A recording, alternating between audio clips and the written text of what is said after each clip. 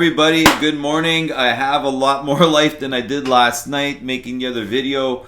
It is going to be a hectic 2 weeks for all of us here at Betweenplays. Last week, kids, out of school now. They were doing homeschooling, and if you have more than one kid, it's not easy. All right, it's not easy. It seems to, let's put it this way, in my opinion, it brings into a lot of questioning when it comes to homeschooling children, like any stocks for children. Look, why? There's many factors. I like my 5.5, my 3.5. How my 3.5 doesn't, how they don't understand, that the 5.5 is doing something for their education, even if it's just kindergarten, right? And you got to chase the 3.5, they're screaming, crying. Why? Because they want to be included with their older sibling. Like they just want to be a part of it. Why can't I, be on there with my friends, right? And let me tell you, the screaming, and then you got to try to just make that child have a great day, right? So you have to do a whole bunch of stuff so that the kid just won't be irate, whatever you want to call it, because they feel left out. But then you can't really do that because the 5.5-year-old. I'm sorry, just squirrels up in the trees everywhere today. It's crazy. Anyways, so the 5.5-year-old, they're trying to use a system, but they need help. So they need the parent around to be able to help them. So you got to be here and there at the same time. Not possible. Like on the second day, forget about it. After the first day, I had given up completely. Second day, I was like, you know what? You're part of that class now. Because it's impossible to have, I can't keep it on mute, because a kid could be screaming in the house and you're trying to console them, but you can't keep it on mute because the other kid has to interact. Oh, anyways, so not only that, but I have someone else that's doing homeschooling right across the street from me, and 2 children, one 8 and one 6, so about first grade and third grade type areas, and they're doing homeschooling at the same time. Right? The same time, and one of them doesn't want to sit. The 6-year-old doesn't really want to sit, so it's like trying to get the 6-year-old, but the 8-year-old needs help, and and not only that, but how do you link it if it's at the same time? If it's at the same time, you have to have 2 different accounts, so 2 different basic accounts. Then you have to have 2 different tablets if you're not getting them from the school.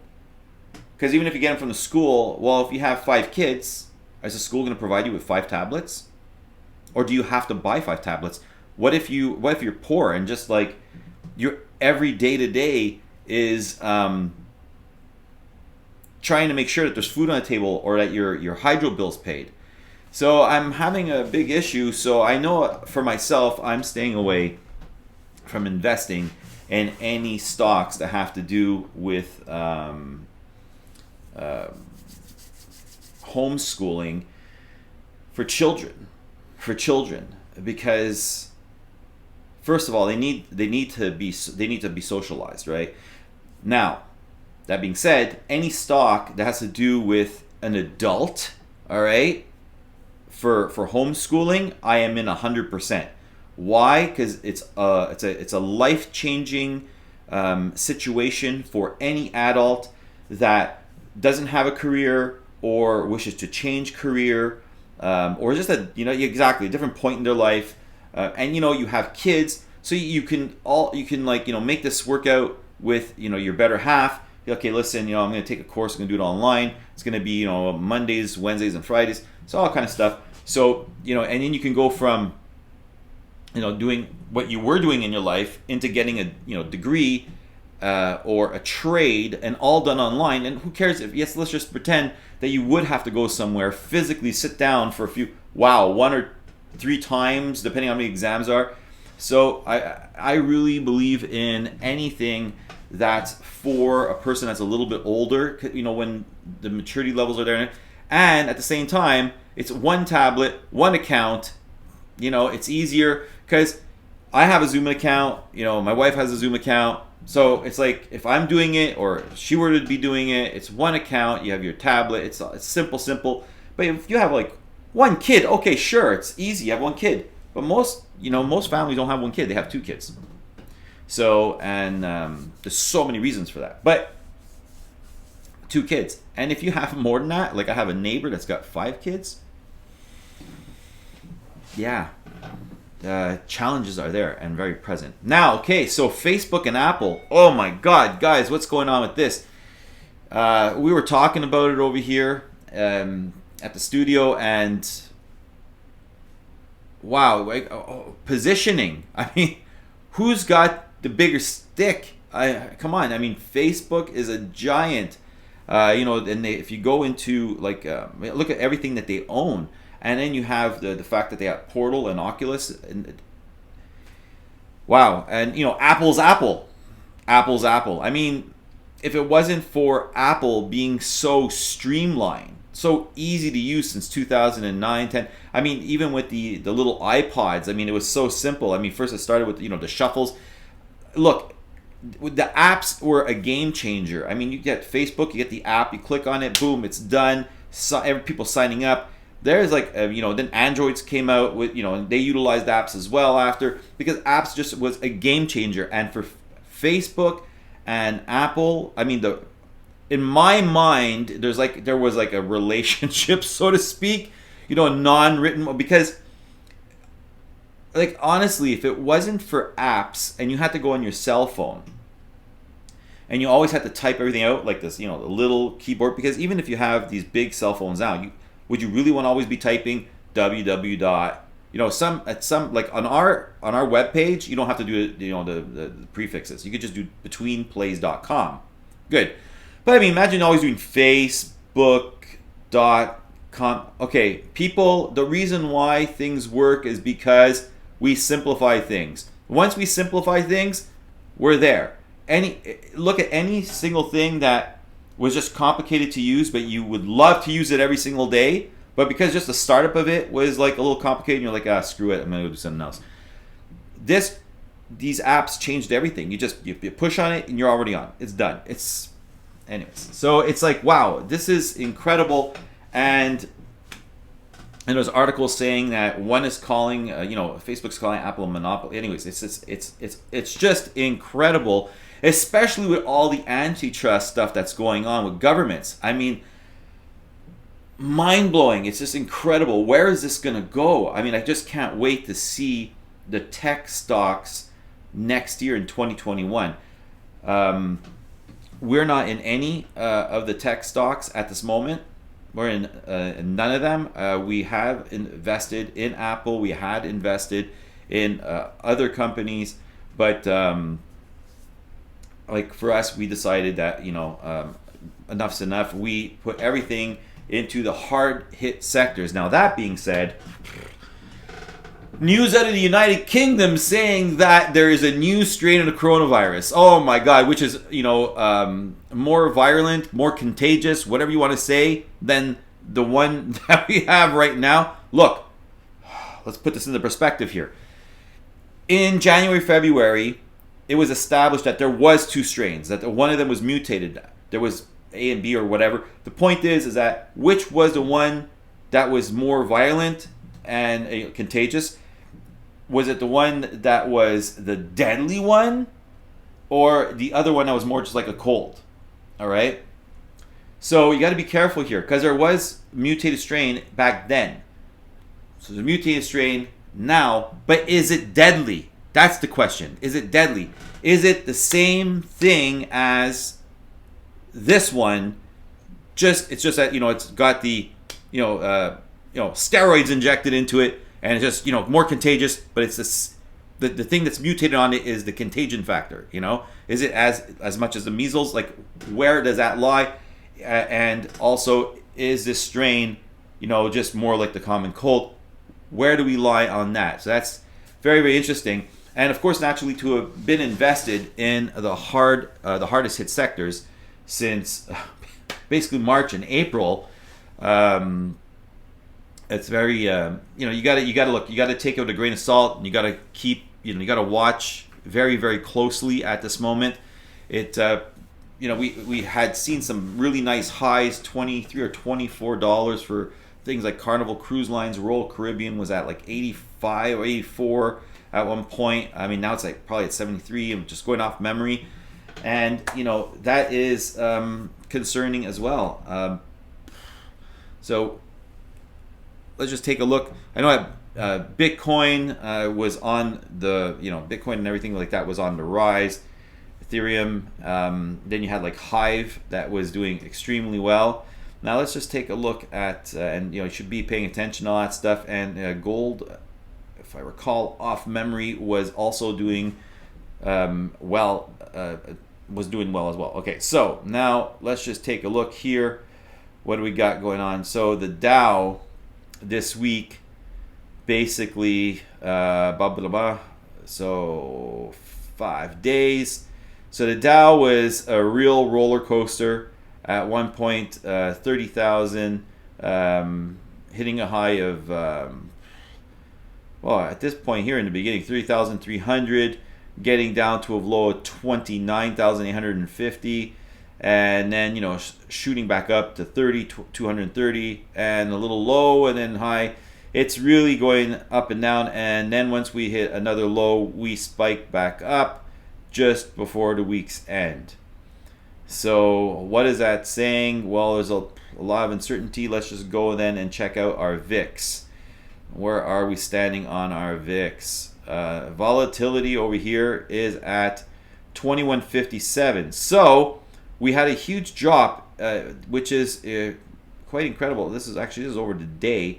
If I go over to 5 days, and it looks very promising as well, because over the 5 days, we had a huge spike on Tuesday, which brought us almost at $25. Drops down, and then gets back up to 24, about 23.50, 24 about, and it just spikes down at 21.57 on Friday, which is near the low of the week. So, I mean, that could probably be doing with the elections as well, right? You're not seeing so much of the things that we've been seeing over the last 6 months. So it could probably be also because of the elections. We do have, vaccines out, Moderna, Pfizer, BioNTech, Oxford University. Of course, naturally they're grouped, but Merck. You also have the ones from the United Arab Emirates that were working with, they had their tests going on somewhere in August, something like that. It was CanSino Pharma, I think, and Sinopharm, if I remember correctly. And also the health officials and everybody had been vaccinated a while ago, actually. And if you look at Australia, I have a friend of mine that lives in Australia, and they were saying that life is normal in Australia for them, that they don't see any difference. He actually has to come back. And doesn't want to come back because he's living life as normal down there. And in China, you have life going on normal as well. So a lot of questions. And of course, it's important for the weekly review, because where are we heading with all this stuff? Now, we have that. And then we also have the Air Canada and Air Transat deal. So another important thing to look at during the week. The courts have approved Air Canada and Air Transat, approved the deal. So this is going to change a lot of things for them. Now, of course, naturally, there's a regulatory things they have to go through with, the Canadian Transportation Agency, under the Canada and also the European Union Council regulations. So we have two things there to watch out. Where do we think this is all going? Well, this whole new strain, we got to pay attention to it. I know they did a tier 4 in the UK because they want to make sure that if it's a deadly strain that we could try to but as you can see, we've been trying to do that kind of stuff for a while. Anyways, look, it's a mismatch, right? It's a mismatch because when I look at what's going on in China, when I look at what's going on in Australia and in New Zealand, and then I'm just, you gotta like go, well, what's going on here? It's what's going on here. And when you look at the future, I mean, can you not, invest in these hard hit areas? I mean, Air Canada is going to be doing amazing once this all is over. I mean, Air Canada stock is going to shoot through the roof as well. And I mean, the courts approved the Air Transat deal, right? So you're looking at a much bigger Air Canada. So look, should you take that chance and invest? So in my opinion, yeah, I did. I have a long time. Same thing with Carnival Cruise Lines. Same thing with Royal Caribbean. I was in Norwegian for a long time. I just a little bit more worried about them when it comes to how much they can hold off if they're depending on when they're going to be sailing. But Carnival Cruise Lines have no issue with them even right now. A lot of people say, well, that's really, really a dangerous position to take or something like that. But that's in our opinion. And naturally, this is where I believe that they can hold off and weather the storm. And then believe me, once they're rolling out and they got, the Asian market going and they have the new 10 ships that they're going to be using with all the new technology and stuff like that and the amount of passengers they can have on there. For me, it's a no-brainer. I cannot just watch that go by. Like, there's just no way. I have invested in them a long time ago. I'm in there, and you just can't shake me out of that tree. It's impossible unless I'm hearing the company going, "We're going bankrupt." That's all that's going to get me. I mean, sure. I'm in profits, so I mean, it'd probably just take away from my profits by the time I'd get out because I'm paying so close attention to all this stuff, right? So basically, this is on Bloomberg. All right, this is a really interesting, just nonetheless to say the word of it. But Trump signs bill that could remove Chinese stocks from the U.S. This is on Bloomberg, December 18th, 2020. It came out at 4:23 p.m. So everybody, please pay attention to this. President Donald Trump on Friday signed legislation that can kick Chinese companies off the U.S. exchange unless American regulators can review their financial audits, a move likely to further escalate tensions between the two countries.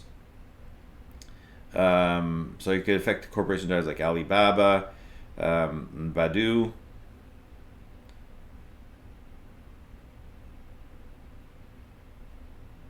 Anyways, so this is signed. And just keep an eye on this, guys. Trump signs law kept. Now, I read in Benzinga that, let's go to the Benzinga one.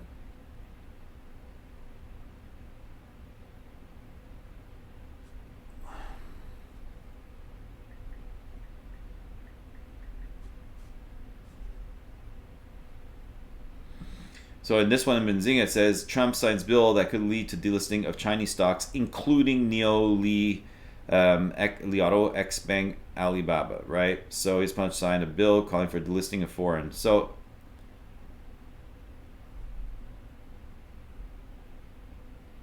you got to be careful on that. Okay, so anyways, that's just it for your week review. I would just be careful with any the Chinese stocks. Do some research on there. Be very careful with those ones, just because of the fact of this one that's being signed, and at the same time,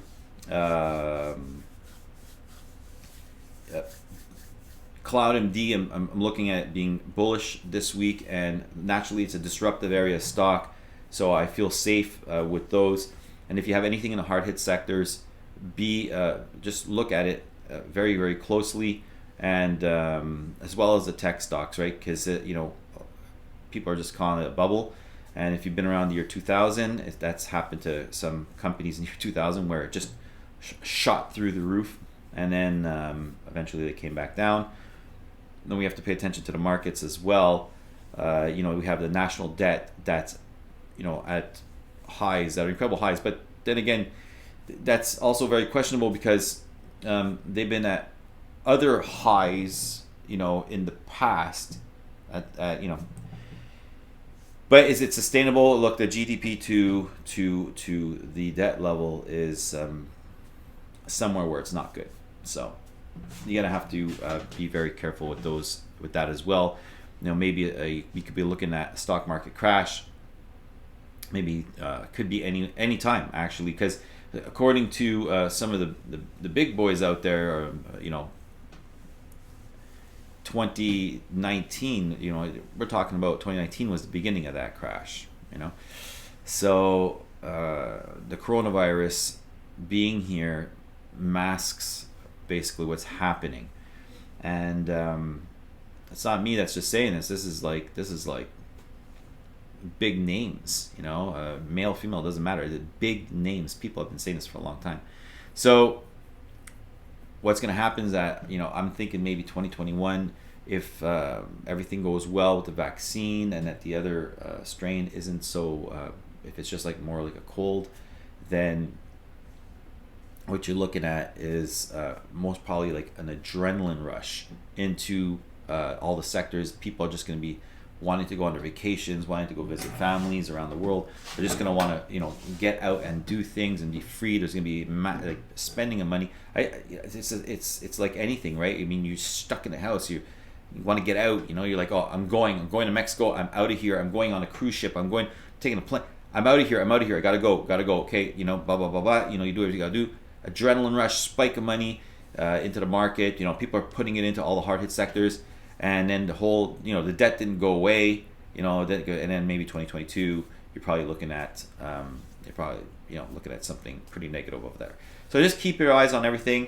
And, well, you know what? We'll see you this week on a different video. So see you very soon.